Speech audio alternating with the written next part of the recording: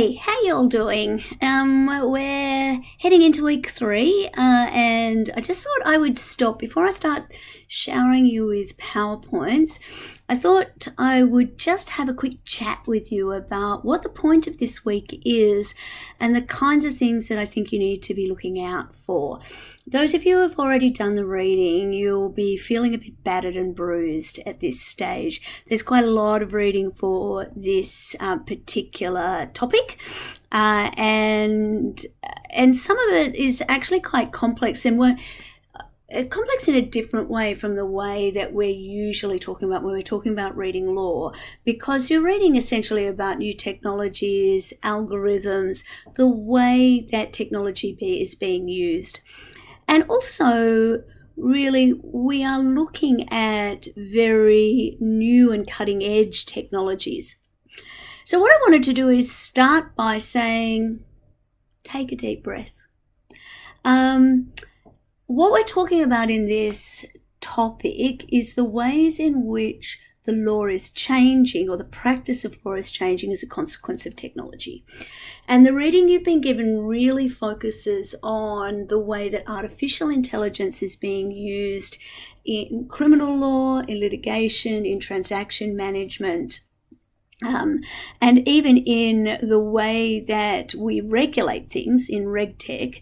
And these are all areas with which I'm going to guess most of you, possibly all of you, have very limited experience so far. And at one level, this is what's been perplexing me all week, as I've been thinking about how best to talk to you about this material, because I think we actually do need to stand back and say, okay, what technologies are relevant to the way that you practice law? So I'm actually finishing my day after spending a day working in a law firm and thinking about the kinds of technologies that I've been engaging with. I started my day in a Zoom chat. And I recognise kind of the irony there. It could have been Teams, but it just happened to be Zoom. It could have been Slack. It could have been any one of many different electronic messages systems.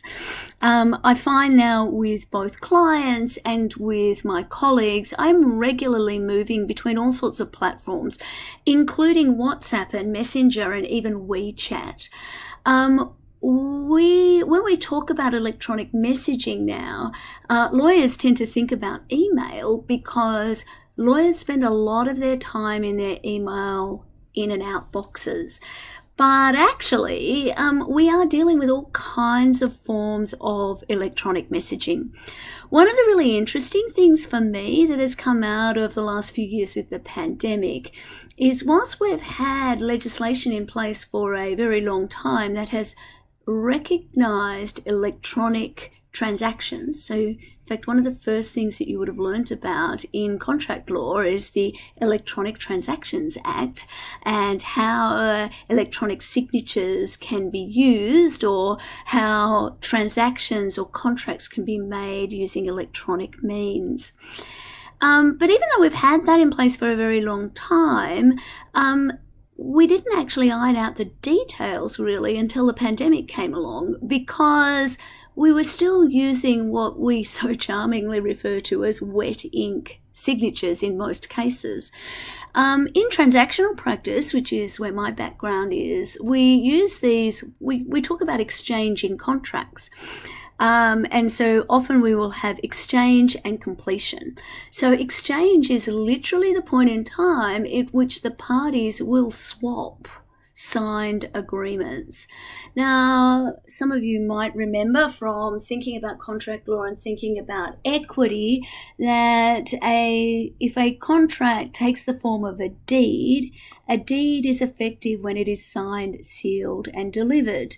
And because a deed doesn't need consideration, if you sign, seal, and deliver a deed, then even if the other party hasn't yet signed, you can be held to the promises that you make under that deed. Deeds are, as a consequence, seen as very sort of special instruments. And even when we use standard agreement formats, simple contract formats, in significant transactions, as a matter of practice, it is quite usual for the parties to swap documents, to do that delivery of the document, to signify that we have reached a point in time where everybody has agreed to be bound by the terms of a transaction document. Now, clearly during the pandemic, we couldn't get in the same room and do that anymore. In practice, though, for a long time, people have been doing that by swapping documents by email. But what used to happen is somebody would print it out and sign the documents. So I think I'm going to open with, when I'm talking about innovative legal tech and technologies that are really impacting the way we move, I would think that technologies that have enabled secure document signing are really one of the most significant technology changes that we've seen, or enhancements that we've seen, in a very long time. That and video conferencing. Now, video conferencing is clearly, Zoom, Teams, WebEx, all of those platforms have clearly come a huge way during the pandemic, but not just because of the legal industry. And that's why I'm going to pick companies like DocuSign, and there are plenty of others. Adobe Acrobat have an inbuilt signing feature, but that ability to execute contracts, sign contracts using electronic means, and really developing the functionality about that has been one of the changes, really significant changes that's happened in the last few years, driven largely by those external forces. On a day-to-day basis, lawyers are, as I said, they're really working out of their email box. I have a bit of a kind of joke to myself here because I work a lot mentoring and supervising much younger lawyers than myself. Let's face it, most lawyers are younger than myself. I spend a lot of time with these younger lawyers, and one of the things that I notice is that senior lawyers just expect that junior lawyers really understand how to use email. And in part, that's because when they were young, they were using email. I'm so old that email, I was no longer young when it came around. But really, I know for a fact that you guys, you're not using email. You're on these other platforms, and you're just as likely to be communicating with a mate on Snapchat or TikTok or goodness knows what platform that I don't know anything about yet. But as far as the law is concerned, those platforms are no different. And I think what we are going to see over the evolution of your time in office is there will be many, many different ways of communicating, both within the teams that you work in and external to those teams. So technology is going to be a really significant part of that. Another technology that I think we're not going to see go away soon, and which is a technology that lawyers really need to get their head around, is word processing. Now, for the most part, the reality is that most law firms are using Microsoft Word for that. Being able to identify and use styles, to do automatic numbering and cross-referencing, to be able to generate a table of contents, to be able to put in footnotes, maybe even to do some basic macro writing, will really hold you in good stead when it comes time to move from the role of being a student to the role of actually practicing law. We've got a lot of reading this week, as I mentioned before, and much of it focuses on the ways that artificial intelligence is being used to expedite the process of preparing documents and reviewing documents. So we're spending a bit of time in the electronic discovery space and contract review space in a transactional sense. But we're also looking at how AI can be used to generate documents, particularly assembling large swathes of documents where many forms are used or documents are used in similar ways over and over again. So particularly in what we refer to as high volume, low margin practice areas. So for example, insurance litigation. So where firms are running large numbers of workers' compensation or automobile accident claims, where yes, there might be a dispute as to the amount or whatever, but those transactions are run in very similar ways over and over again, and the pleadings are very similar, and the statements of claim are very similar, and the procedural motions, etc., to move through the file, the matter, are very repeatable. We're finding that you can use decision trees and automation software to create workflows that mean that the lawyers can be freed up from the day-to-day preparation of the documents themselves, freed up from that work to really concentrate at the high level of what Richard Susskind would call the decomposed elements, the strategic elements, and seeing how all the various matters fit together. So I think that is really relevant. For those of you who are more interested in the bespoke, the high-end, the painstaking and strategic work at the end of the day, don't kid yourself that automation won't impact the way that you do that work. Many of the projects that I work on in my capacity as a knowledge lawyer are about automating, even though we're not necessarily using artificial intelligence, but automating the process to essentially make the documents, ensure that the documents are consistent, to ensure that they are reliable, and to ensure that they reflect the policies and practices and standards of the firm that I'm working at. I guess I like to think of it as consistent like Nobu as opposed to consistent like McDonald's.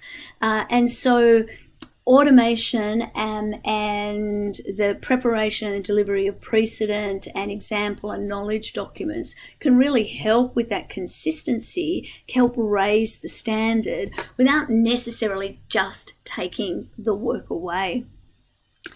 So I think even though we're going to focus on these kind of really interesting high-end and quite special uses of artificial intelligence in the examples that come through the reading, I don't want you to think that that's the only thing that's happening in the technology space, because actually quite the contrary. It is most likely that when you hit practice and you are looking at what technologies are relevant, it'll actually be the stuff on your phone, the dealing with the automated documents, the interfaces that you have with PEXA or with ASIC or some of the regulators that actually on a day-to-day basis represent technology. But just as, like we moved from the fountain pen, or a quill with a feather on it to a fountain pen, to a biro, to a stylus that we use with our computer, we don't really think of those as evolutionary technologies because they are just tools. And that brings me to the most important part that I want to talk to you about today. I think that when we're thinking about technology, we have to remember that technology is a tool. And we started quite purposefully in this subject by talking about what is it that lawyers do. Is legal work, is it a profession or is it a business? What bits of the legal work that we do are special and bespoke and need to be protected in the sense, and they are protected, as you know, only people who have a practicing certificate can do legal work. But which parts of the legal work are legal work, protected in that way, and which elements of it are really just operations that can be dealt with in many other ways? As we talk about these technologies, and in particular, as I know you've still got to finish your first assignment yet, but as you start to think about your second assignment, I want you to be thinking about technology as a tool and the ways in which you can use tools.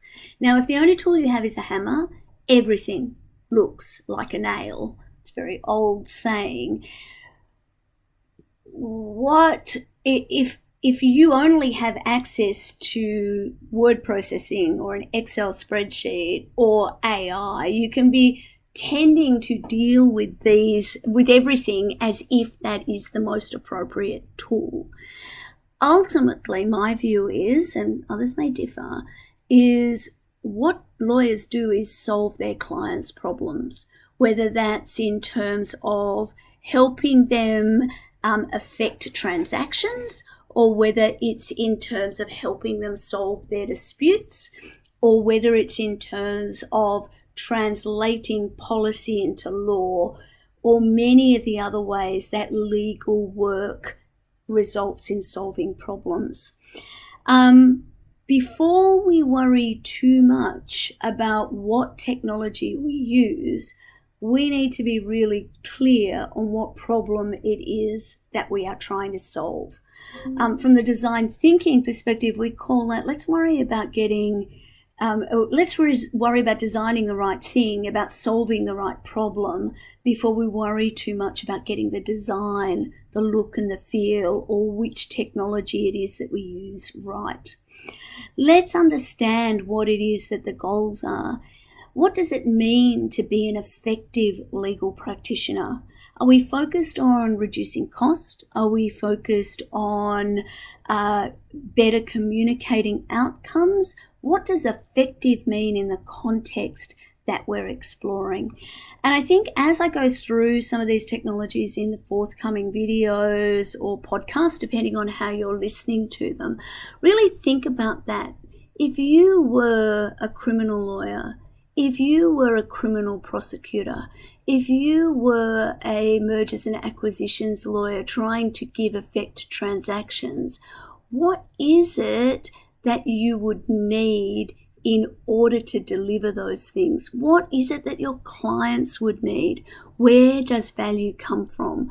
And I think if we think about practice first, and I recognize that's very hard for you because you haven't been in practice, but if we think about practice and need first, then we can actually really start to think quite creatively about the ways that a range of different technologies can help us practice more effectively. So that's the way I'd like us to be thinking about the issues we're talking about this week, and I'll be back with some other videos relatively shortly. Thanks for your time and attention.